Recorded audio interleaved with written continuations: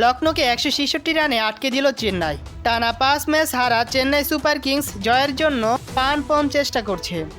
ঋষভ পন্থের 50-র পরও বোলারদের নৈপুণ্য তারা লখনৌ সুপার জায়ান্টকে আটকে দিয়েছে 7 উইকেটে 166 রানে। অর্থাৎ জিততে হলে চেন্নাইকে করতে হবে 167 রান।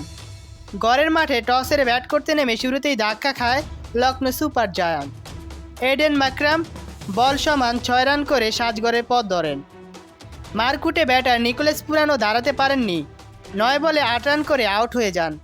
পাওয়ার প্লের 6 ওভারে 2 উইকেট হারিয়ে মোটে 42 রান তুলতে পারে Lucknow super giant. Mitchell Marsh সেই চাপ কাটিয়ে ওঠার চেষ্টা করছিলেন, কিন্তু তার 25 বলে 30 রানের ইনিংসটিও ঠিক টি-20-র সঙ্গে মানানসই ছিল না। 17 বলে 22 করে আউট হন আয়ুষ বাদানি।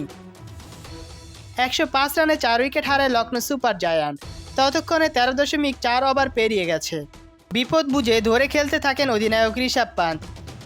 স্বভাব বিরুদ্ধ ব্যাটিং করে 42 বলে 50 করেন তিনি। সেট হয়ে হাত খোলেন পান্থ। শেষ পর্যন্ত ইনিংসের 4 বল বাকি থাকতে 5 রানার শিকার হন তিনি।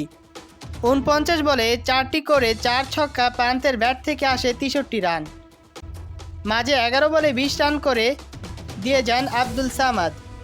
রবীন্দ্র জাদেজা ও মাথিসা পাতিরানা নেন 2টি করে উইকেট।